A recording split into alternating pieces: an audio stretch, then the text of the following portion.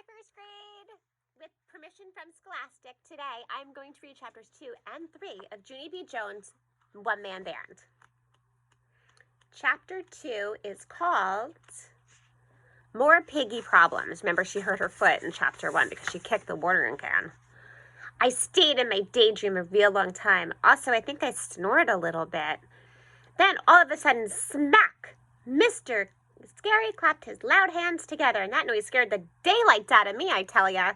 I jumped straight up in my seat, and my arms flinged out very crazy. Then my hand knocked onto my dictionary, and oh no, that heavy book went over the edge of my desk, and it landed on my sore toe.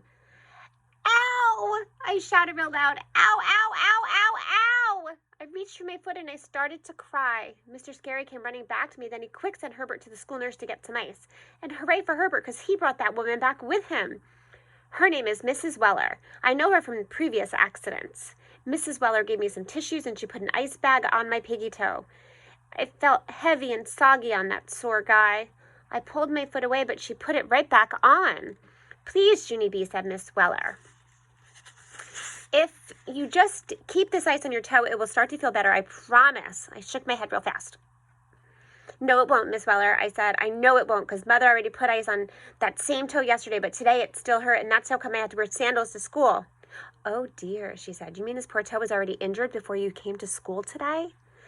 I did a sniffle. Yes, I said. I was injured a real lot, Miss Weller. On account of yesterday, I kicked a cow, and that thing was solid as a rock, I tell you. Miss Weller's face went funny. You kicked a cow? She said real soft. Yes, I said, and the cow was full of water, and a cow full of water doesn't even budge. And here's the picture.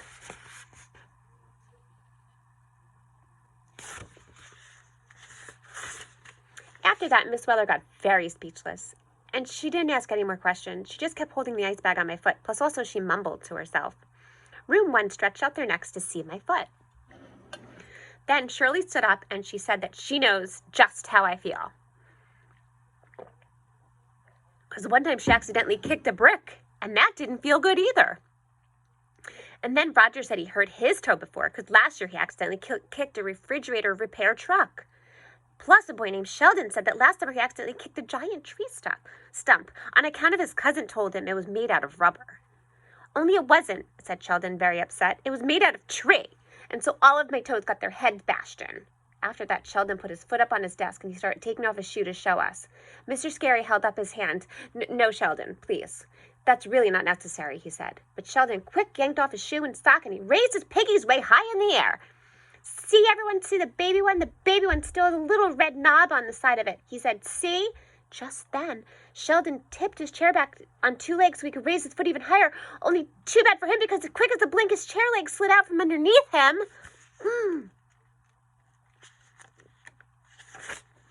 And boom!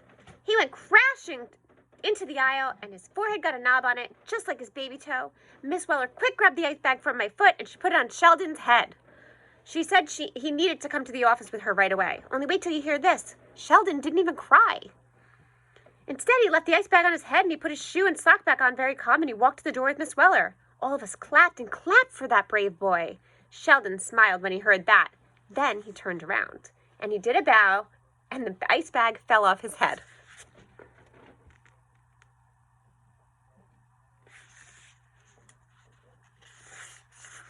Okay, that was it for chapter 2. Now chapter 3 is called More Bad News.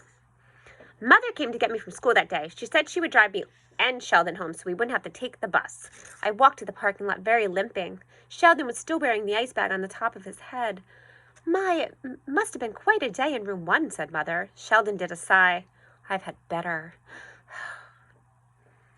he said. After that, both of us got in the back seat and we buckled our seatbelts. Sheldon quick put his window down. Mother turned around. Gee, I don't know, Sheldon, she said. That's going to be a lot of wind on you, don't you think? I like wind, said Sheldon. Wind makes my cheeks flap. Mother stared at him a second. Okey-doke, she said, kind of quiet. Then she turned back around and she started the car, and we drove out of the parking lot. Sheldon leaned his head close to the window, and he tilted his head into the rushy air. He opened his mouth so the wind flapped his cheeks. Both of us started to laugh. Only just then, a little bit of trouble. happened because Mother went around a corner kind of whizzy, and Sheldon's head got tilted even further, and whoosh! The ice bag blew right out the window. Sheldon sat very still after that. Finally, he closed the window and he drummed his fingers on the seat. Today isn't really going that good for me, he said. I nodded.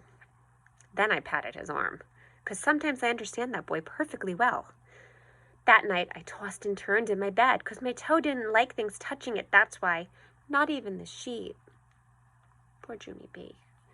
Only here's the worstest part of all, because the next morning when I took off my covers, my whole entire toenail was black.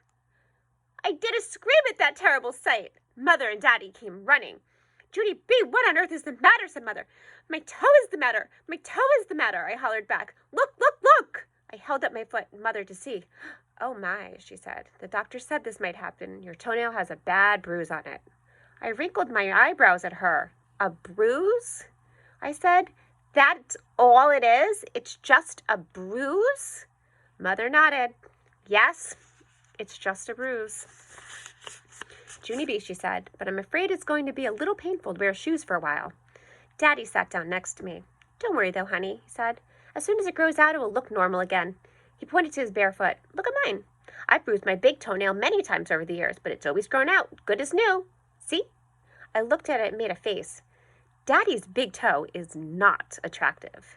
Just then, tears came in my eyes. I touched my toe very gentle. Ow, ow, ow.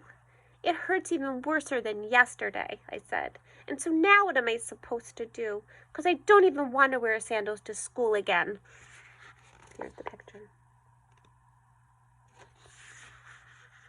On account of sandals don't protect toes from getting hurt. Mother thought for a minute. Then she went to my closet and got my old red sneakers, and she cut a hole in the top of one of them with my scissors. She held it up for me to see. Ta-da! She said, real singy. And what do you know? The hole was right where my store piggy toe would be.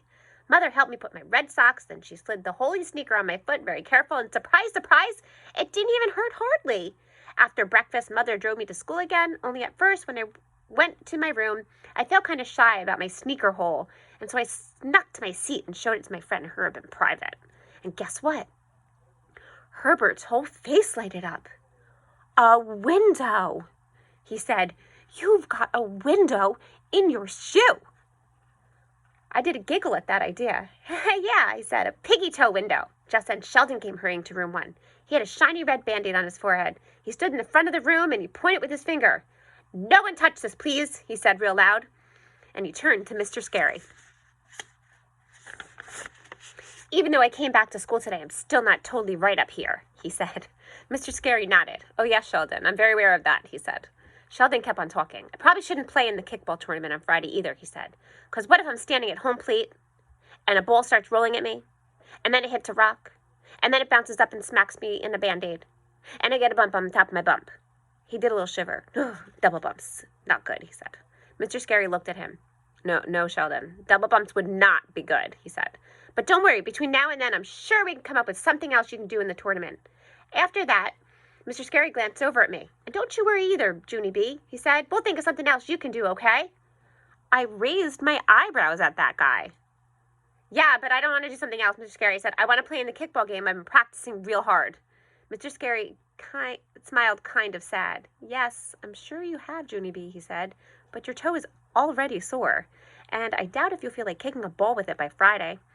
I sat there a minute, because I never even thought of that problem before. All of a sudden, my shoulders felt very slumping. I put my head on my desk and I hid under my sweater. Because now I would never be the star of the kickball tournament. And that had been the happiest daydream of my life. Okay, next time we'll read chapter 4 and 5. Chapter 4's name is Choices.